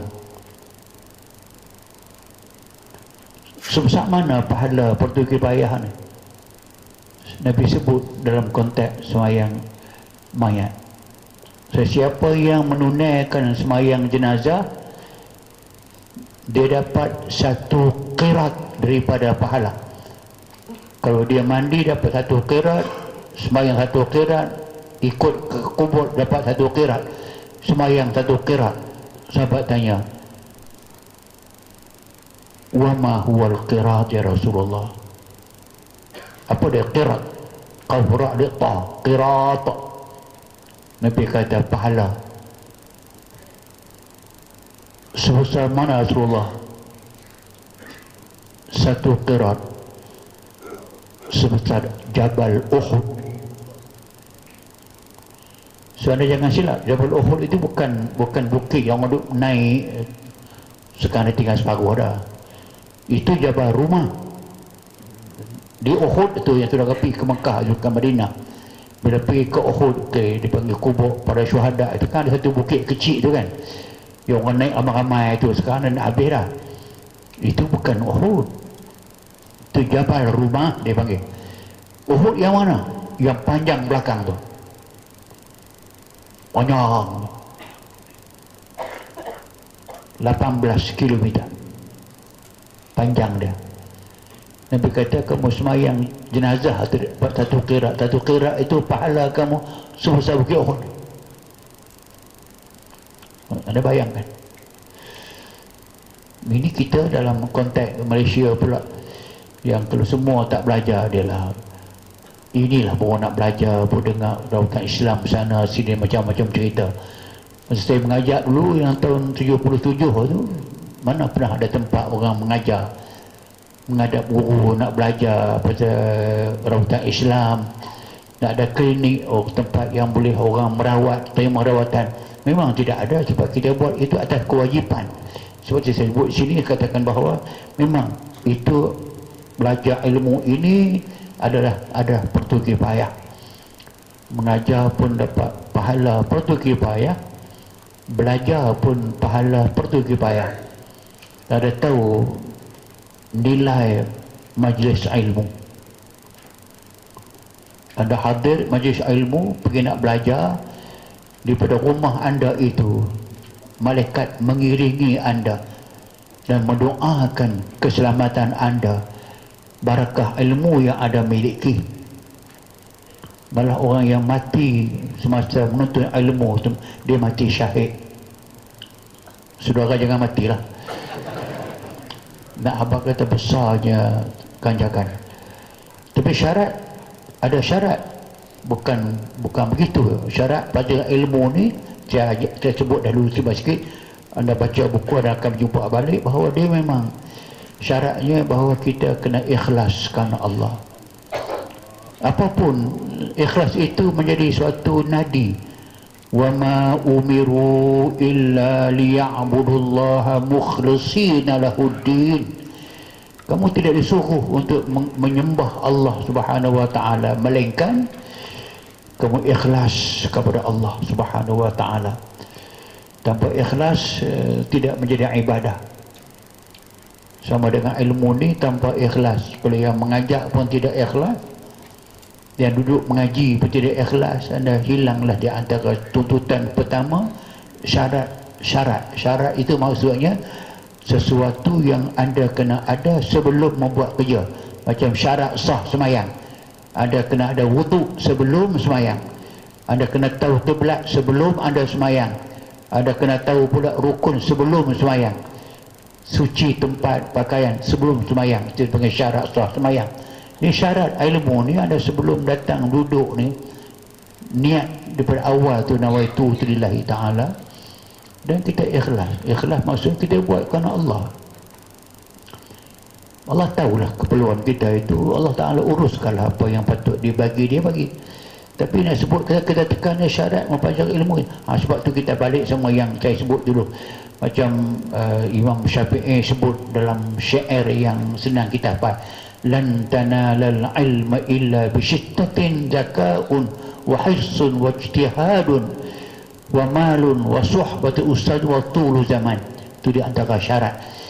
Tambahan daripada ikhlas tadi itu, Imam Syafi'i kata kamu tidak akan boleh memiliki ilmu yang berguna melainkan ada 6 syarat. Zakaun, kamu kena ada intelligent ini zakat otak yang cerdik maknanya anda tahu ini berguna, menilaikan dia berguna. Zakat. Wahirsun, kena ada minat. Wajtihadun, kena ada kesungguhan, tak boleh main, kena serius. Ijtihad, kena buat sungguh-sungguh. Wa malun, ada sedikit harta, ada duit. Tak duit macam mana? Wa suhbatu ustazin, kena berkawan dengan guru, baik dengan guru. Wa tulu zamanin, dan panjang masa. Tak boleh dengan semalam, 2 malam, seminggu tak boleh. Kita time up kan, kita habis tahun. Ada akan habis kuliah ini dalam bulan November ataupun awal Disember. Macam yang sulung saudara, dia habis di pertengahan Disember, dah nak ijazah. Persiapan asas pelajaran pengurusan Islam. So persiapan asas itu kita maksudkan bahawa anda kena ada itulah persiapan, ada buku, ada kertas, ada pen, ada peraturan anda kena sebut, anda telah buat dah persiapannya, macam ikrar pelajar.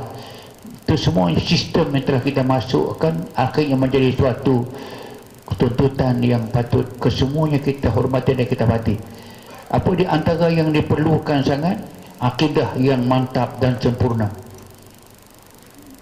Sebab tu saya akan menegur, akan memberi tip-tip, pandangan-pandangan, pengajaran-pengajaran tentang hukum fiqh, tentang beberapa hukum semayang, tentang akidah. Saya sebut tadi tu, bila kita silap pegang manusia boleh menyembuhkan penyakit, itu silap. Saya kena betulkan balik. Rawatan ataupun penyakit macam ni, bubuh tangkai macam ni, pakai tangkai sembuh penyakit. Hantu macam ni pakai besi khurusani, Khusani mufti Fiqah. Jin takut kepada jangan. Seman allaqa tamimatan faqad asyraka. Siapa yang menggantungkan suatu tangkal, dia dah syirik dengan Allah Subhanahu wa taala. Innamar ruqa wat tama'ib wat tiwala syirkun. Jampi mentera yang bukan jampi mentera yang dibenarkan. Ruqa jampi mentera yang berlawan dengan hukum syarak. Wat tama'im ke semua jenis tangkai. Wat tiwala ilmu pengasih dengan perantaraan sihir. Syirkun, syirik pada Allah Subhanahu wa taala. Sebab itu maka kes akidah ini kena jaga. Dan saya ada kelas, mungkin saudara ada yang tahu, ada yang tidak tahu. Hari Khamis malam Jumaat minggu yang pertama saya mengajar di An-Nur ini, terbuka untuk umum. Dengan minggu yang ketiga, minggu yang pertama, awal minggu yang pertama hari Khamis malam Jumaat saya ada kelas berdoain. Hari minggu yang ketiga di sini. Kalau saudara di Shah Alam, tiap-tiap hari Jumaat minggu yang pertama hari Jumaat Maghrib saya ada di Masjid Negeri. Tapi hari ini pula Tuanku Selangor Tita kepada Masjid Negeri, Jabatan Agama anjurkan segera majlis ceramah terangkan tentang kalimah Allah.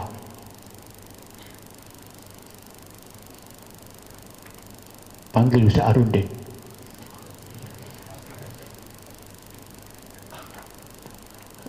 Ini juga mana datang buat saya. Titah Datuk kenapa pergi ceramah tentang kalimah Allah. Titah Tuan. Itu okey, bila? 16 hari bulan. 16 hari bulan? Hari Khamis malam? Ya. Patik kena sembah derhaka.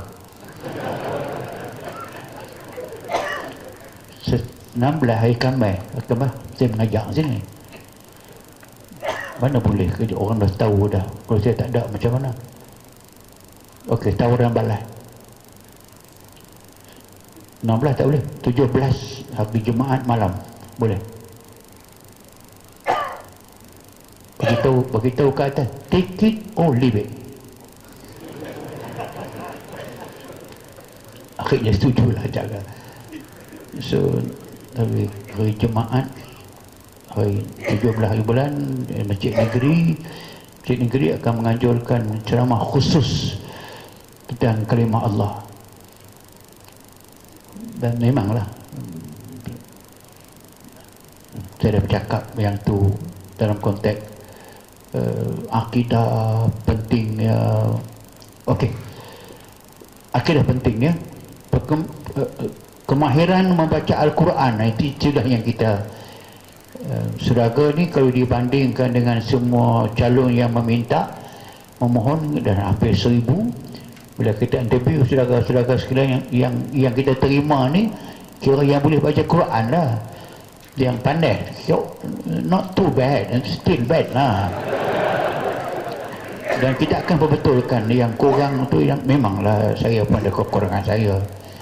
Dan saudara akan beruntung kalau orang yang boleh menilaikan. Kalau di kalangan saudara yang tidak pernah sekali pun membaca Quran yang orang dengar, ataupun tidak pernah menghadap guru baca Fatihah yang dia dengar untuk tegur, tak pernah buat, sini anda berjumpa. Anda baca Fatihah dengan orang yang menegur, anda silap, anda betulkan balik. Betul semayang nanti ada akan diperbetulkan. Kita ada kelas, kita akan buka kelas tajwid, membantu. Sebab masalahnya kalau saya dapat maklumat, saya ada rekod. So di antara saudara-saudari, tak kira mana orang mana pun sama, ada yang membaca Al-Fatihah itu dia silap Silap ada dua. Satu dia panggil lahnun khafiyun dengan lahnun jaliyun. Kesilapan yang boleh diterima pakai. Silap boleh terima. Tapi ada lahnun jali, ada kesilapan yang tak boleh terima. Dia cacat makna. Cacat Fatihah, tidak sah Fatihah. Dia cacat Fatihah, tak sah Fatihah, sembahyang anda tidak sah. Solat anda tidak sah. Apa makna tidak sah? Tidak diterima Allah Ta'ala.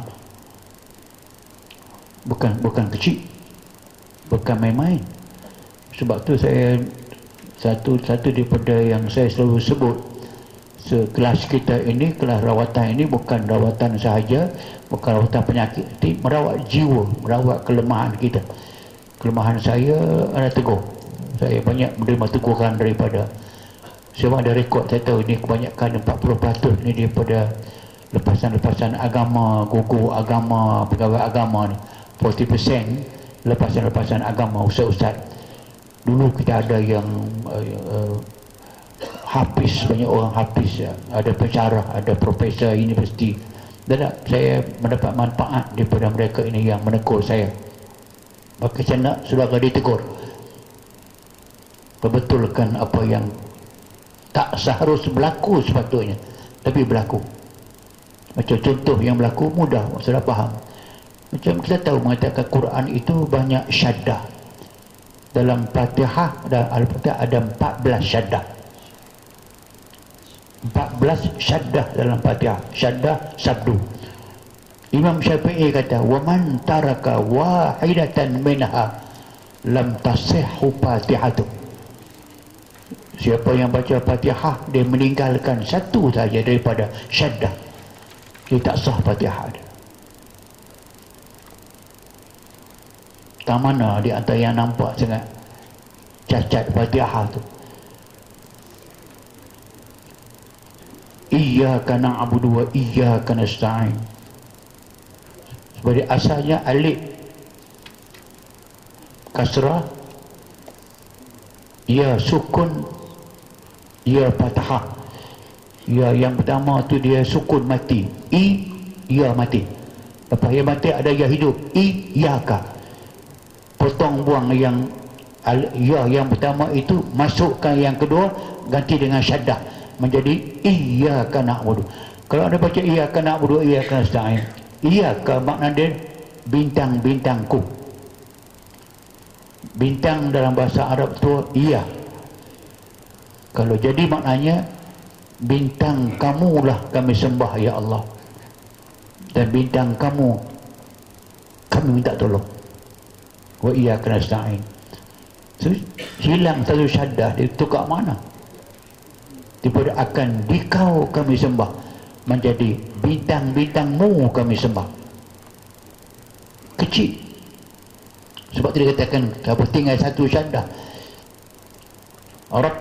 Mesti ada syaddah. Syaddah sekurang-kurangnya ada 2 harakat. Iyyaka. Dan anda lebih terdedah nanti kepada guru-guru yang saya telah nanti, pensyarah yang akan menolong saudara memperbetulkan balik bacaan dan tengok balik mana yang patut diperbetulkan. Gunanya amat besar. Bukan saja Fatihah, kalau anda baca At-Tahiyat pun, walaupun tak dibaca kuat, tapi jika anda dah sebut silap, baca kuat pun silap, baca perlahan pun silap.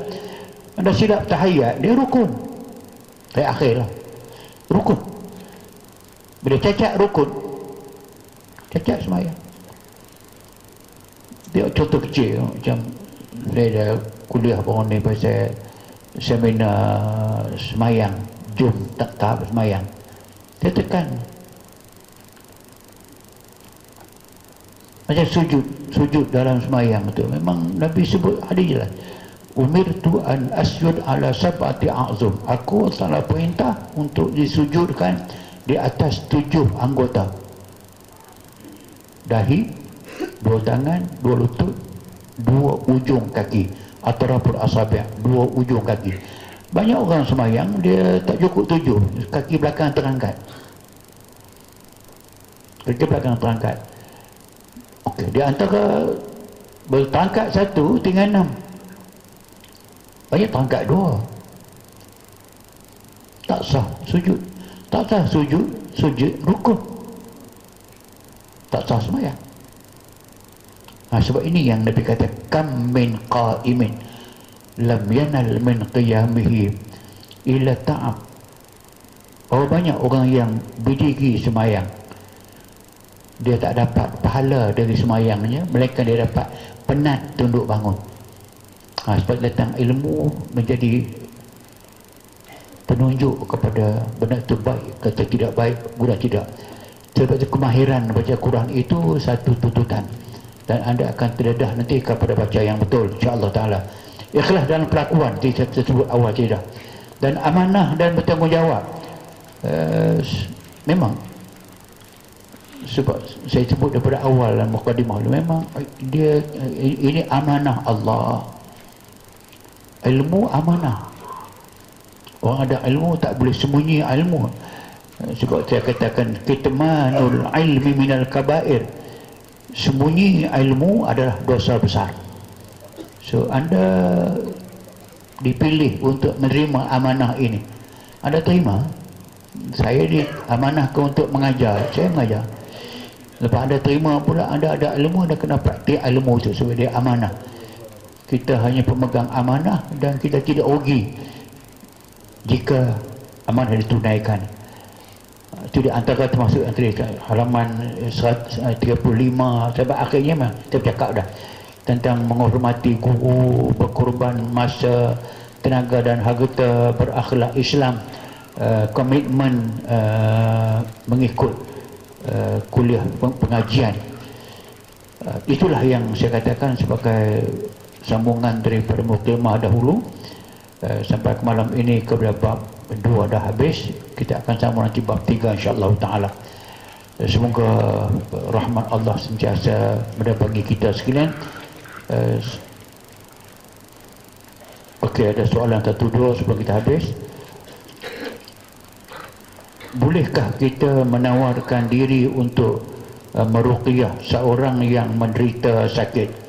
Boleh, kalau anda sudah ada ilmu itu dan boleh, dan cantik sangat minta izin. Minta izin. Ada orang yang tak suka, orang yang kata ini bullshit pun ada. Mana nak sembuh penyakit dengan ayat sejuk? Kena minta izin dan boleh. Kalau anda ada ilmu, soalannya adakah tunggu sampai saudara diijazahkan? Tak. Anda tak ijazah pun, ada kaedah malam ni, ada baca Fatihah, ada boleh baca ayat kursi dan sebagainya. Ada orang yang sakit macam ni, silakan tawar dia, boleh. Cuma elakkan daripada riak, elakkan daripada takabur. Boleh insya-Allah taala. Bagaimana caranya untuk menarik minat dan meyakinkan orang Islam terhadap perubatan Islam? Itu sudah ada saluran khusus yang sekarang ini kita nampak. Nama-nama yang dikeluarkan sama ada dalam TV, dalam surat khabar, artikel dan sebagainya, itu adalah langkah untuk meyakinkan orang. Tak apa, kita tidak perlu ataupun tidak sampai 100% orang yakin. Yang sekarang ini pun kita tak larat dah, tak terbuat dah. Memang ramai orang nak, orang faham. Insya-Allah yang tu akan berlaku dengan sendirinya insya-Allah taala. Apa doa untuk kekalkan wuduk? Ada petua untuk ni, bukan kata doa. Satu, jangan kentut. Memanglah betul. Dua, jangan tidur sampai meleleh ayat liuk. Okey, lah apapun dia itu penyakit. Kalau orang yang tak tahan wudu itu penyakit, ubat dia ada doa. Allahumma inni a'udzubika min syarri ma ajid wa uhadid. A'udzubillah min syarri ma ajid wa uhadid. Kita akan cuba nanti. Aku memohon perlindungan daripada Allah daripada kejahatan yang saya hadapi ini dan minta disembuhkan. Dia mengganggu ayat sembahyang itu memang satu kejahatan. Satu. Yang keduanya ada tahu mengatakan bahawa ada satu penyakit, ada satu makhluk nama dia walahan. Walahan ni makhluk halus. Dia memang mensyaki kita. Bila nak sembahyang saja dia tapikan. Tadi kentut ke tak tahu. Kentut tidak, kentut tidak, kentut tidak. Pergi ambil sembahyang lain lah. Kan jadi masalah. Ada kaedah hukum ada. Ada wuduk, tadi sembahyang ada wuduk. Sembahyang maghrib ada wuduk. Sekarang ini nak sembahyang Isya, ada wuduk ke tidak? Ada syak. Yang yakin ada. Yang syak, kentut ke tidak? Ambil yang yakin. Wuduk ada, sembahyang. Itu kaedahnya, maka secara masalah. Tapi doa tadi itu memang relevan. A'udzu bi'izzatillah wa qudratihi min syarri ma ajid wa wahadid. Di banyak versi. Aku mohon perlindungan dengan kudratillah, dengan kuasa Allah, kudrat Allah. Di kejahatan yang saya hadapi, insya-Allah dengan buat makan akan berubah. Apa pandangan Ustaz tentang bacaan yang berlainan? Contohnya Allahumma rabban nas musibal ba'. Allahumma rabban nasi musibal ba'si. Yang berlainnya yang akhir itu. Musibal bas dibaca, ba'si dibaca. Kedua-dua boleh. Bas juga makna ba's. Ba's maknanya penyakit. Tuhan yang punya penyakit, Tuhan yang membuat penyakit, boleh menyebabkan penyakit. Allahumma betul, Rabban nas betul, musibah betul, al-ba'si pun boleh, al-ba'si pun boleh. Saya baca al-ba'si, tak ada apa masalah. Allahumma athabil bas Rabban nas pun sama juga. Ini pun ada dua versi. Anu dibaca azhibil bas boleh, mushibil bas boleh, Rabban nas boleh. Ini bukan ayat Quran, tapi dia doa. Nabi berdoa, maka banyak dua versi yang boleh kita tengok dan dua-dua boleh pakai. Ayat Quran saja yang jangan diubah. Ini salat hajat. Salat hajat pendek atau panjang, bergantung kepada. Salat hajat yang panjang boleh dibuat 12 rakaat. Tapi sembahyang beberapa rakaat pun ada kaedah dalam hadis, salatul laili masna masna. Sembahyang malam 2 rakaat 1 salam. Sembahyang siang duha boleh 4 rakaat 1 salam.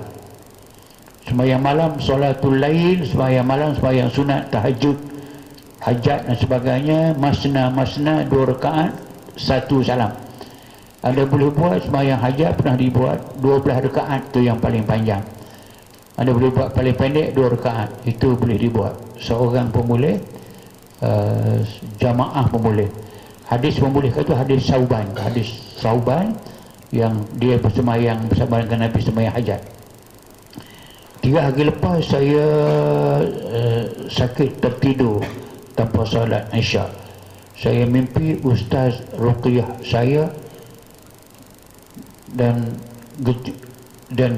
kejut sembahyang solat. Alhamdulillah saya sakit sembuh. Adakah ini mimpi semata-mata ataupun Ustaz nak mengajar?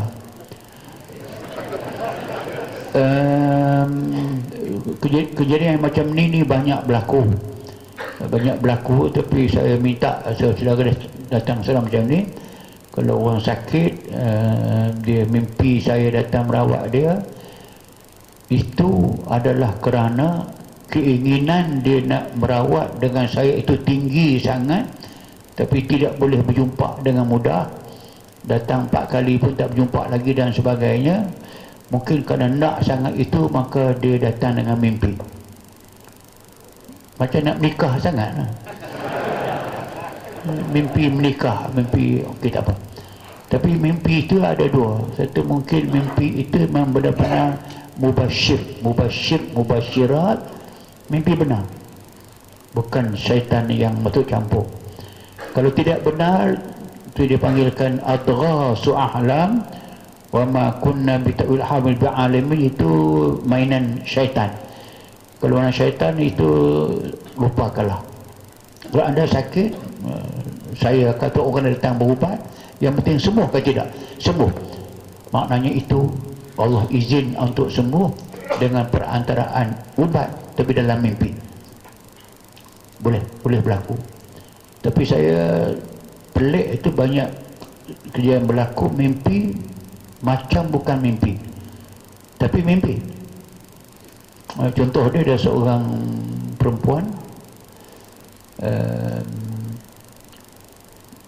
dia datang sini untuk merawat, tak jumpa dengan saya.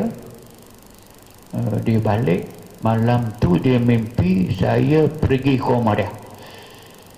Pergi ke rumah dia, suami dia ada, suami ajak saya naik tingkat atas, tolong merawat isteri yang sakit, macam dia kena stroke lah, macam stroke gitu, dan tingkat atas tak boleh turun di bawah.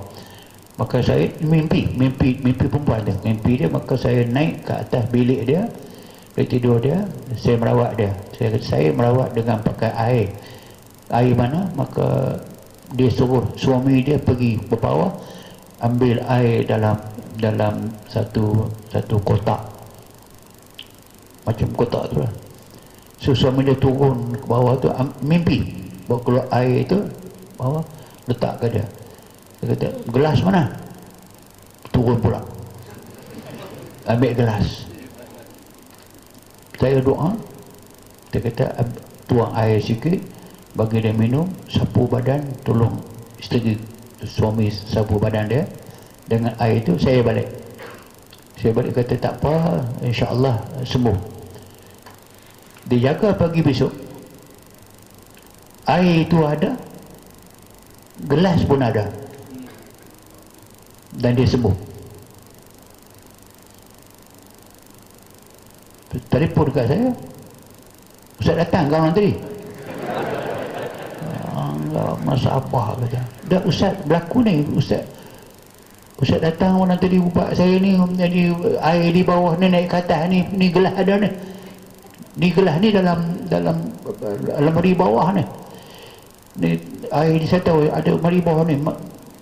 Bagi mana ni? Mana aku tahu mimpi. Saya macam ni tu memang banyak berlaku, tapi tak apalah, saya nak sebut lagi sekali, mengatakan bahawa banyak sangat berlaku macam ini. Anggapkanlah itu sebagai anugerah Allah kepada anda. Yang pentingnya anda sembuh penyakit.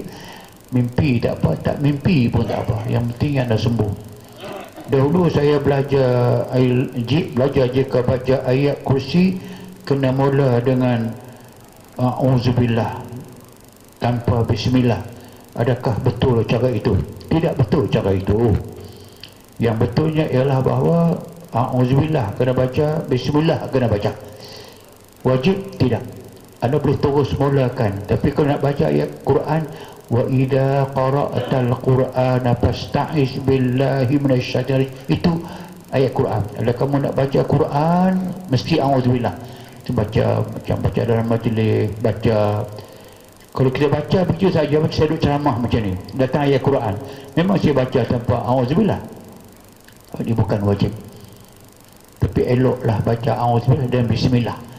Mengapa baca a'udzubillah sahaja tanpa bismillah? Itu tidak tahu. Boleh baca dia saja boleh tanpa bismillah, tapi sebaik-baiknya baca a'udzubillah dan baca bismillah. Kalau nak baca, pasal ada ayat yang suruh demikian. Mengapa bismillah? Hadis tadi, hadis yang Nabi sebutkan kullu amrin zibali tadi. Maka kedua-dua boleh baca, sunat saja. Kami mohon petua tips atau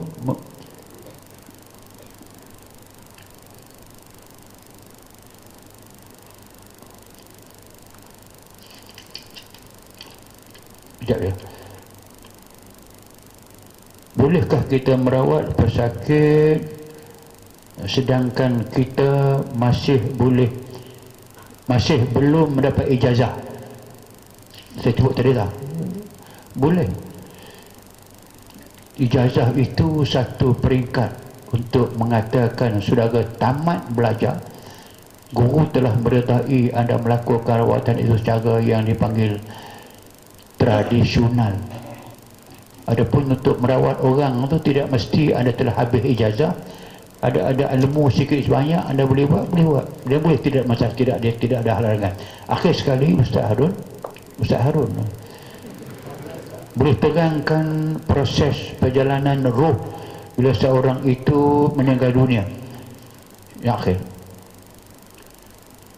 hadis Nabi, ar-ruhu idza kharajat yatba'uhal basar. Roh dia keluar ikut jalan yang dia masuk dahulu. Hadis Nabi, Allah menjadikan kamu 40 hari proses mani, 40 hari proses ketulan darah, 40 hari proses daging yang bersalut, dalamnya ada tulang, kemudian ditiupkan roh dalamnya. So 40 120 hari. 120 hari adalah selama 4 bulan.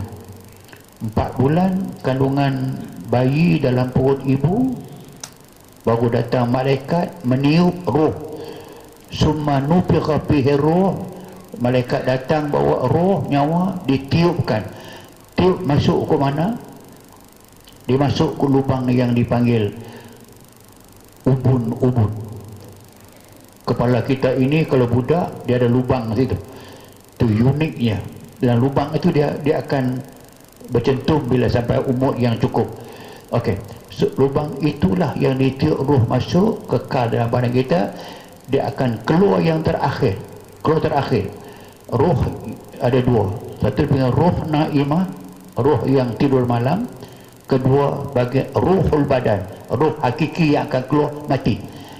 Anda tidur malam itu, roh yang naimah dia keluar dan kamu mati pada ketika itu. Sebab tu Nabi sebut dalam hadis Nabi, bila kita tidur malam, kita serah ke Allah Ta'ala nyawa kita dengan badan kita. Bila besok kita jaga balik tu, apa kita baca? Alhamdulillahi ahyani ba'dama amatani wa ilaihi nusyur. Saya puji Allah yang telah menghidupkan saya balik tadi yang saya mati. Itu disebut ruh naimah, roh juga keluar. Okey. Akhir sekali bila roh kita nak mati itu, roh tidur dengan roh badan, roh hakiki kita dua-dua keluar daripada kaki, dia naik sampai ke badan, naik sampai ke rengkung, di rengkung dia terus keluar ikut lubang ni. Sebab tu hadis tadi, ar-ruhu idza kharajat, roh ini bila dia keluar yang terakhir, yatba'uhal basar, mata mengucap selamat tinggal kepadanya dengan melihat kepadanya. Sebab orang mati semua mata terbuka, maka disunatkan kamu yang berada di situ, confirm dia mati, kamu tutup mata dia. Okey, keluar. Bila keluar roh ini, dalam satu hadis lain pula, dia akan berada bersama dengan mayat itu sampai dia tahu siapa yang memandikan dia, siapa yang mengapankan dia, siapa yang mengimamkan dan menymayangkan jenazah dia, siapa yang mengiringi dia ke kubur, siapa masuk kubur, siapa baca talqin, berdoa kepada dia. Lepas tu orang balik ke semua, dia masuk semula dalam badan dia, dalam kubur. Waktu itulah dia ja'ahul malakani al-muwakkilani bi, dua orang malaikat akan datang pada ketika itu, akan tanya dia dengan soalan-soalan yang telah pun bocor.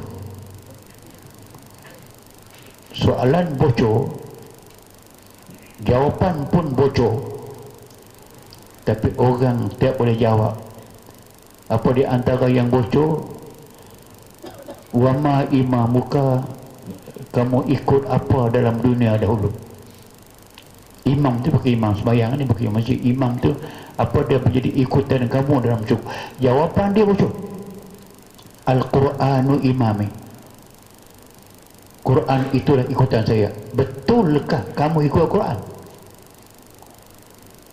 Tambah kalau pemerintah tanya Rusma, Tak kira lah asmah ke rusmah ke semua. Kami ikut apa? Itu saya kata, walaupun bocor, kalau Quran baca pun tidak hafal, lagi teruk lah.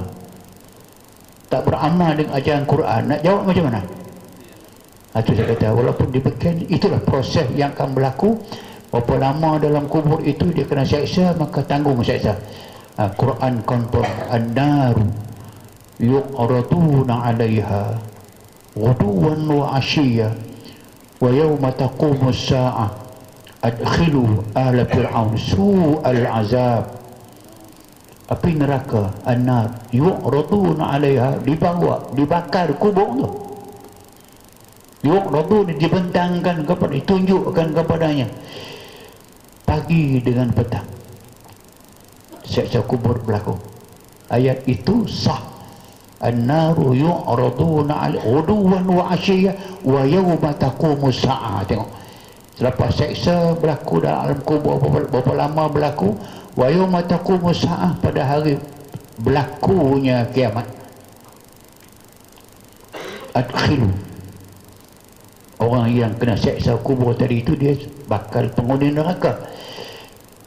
Berlaku kiamat, ambil dia, campak dalam neraka, biar dia rasa su'al azab. Itulah dipanggil perjalanan roh yang sepatutnya kita ambil kira. Masa tak mengizinkan, lain kali kita jawab. Sekali saja. Wassalamualaikum warahmatullahi wabarakatuh. Al-Fatihah. Bismillahirrahmanirrahim. Alhamdulillahil alamin, rahmanirrahim, maliki yaumiddin. Iyyaka na'budu wa iyyaka nasta'in. Ihdinas siratal mustaqim. Siratal ladzina an'amta 'alaihim ghairil maghdubi 'alaihim waladdallin. Allahumma shalli 'ala sayyidina Muhammadin wa ala ajma'in. Alhamdulillah rabbil alamin, hamdan yuwafi ni'amahu wa yudafi niqamahu wa yukafi wa mazidah. Ya Allah ya Rabbana lakal hamdu kama yanbaghi laka sultani. Allahumma aslihna ya Allah wa aslih niyatana, aslih a'malana wa taqabbal amalana wa taqabbal du'a ya arhamar rahimin. Allahumma zidna imanan kamila wa yaqinan sadiqa wa amalan salihah wa du'aan mustajaba wa zanban maghfura wa tilatan tabur birahmatika arhamar rahimin. Walhamdulillah rabbil alamin. Subhanakallah bihamdika asyhadu an la ilaha illa anta astaghfiruka wa atubu ilaik. Bismillahirrahmanirrahim. Wal 'asri innal insana lafi khusr, alladziina aamanu wa 'amilus shalihaat wa tawassaw bil haqq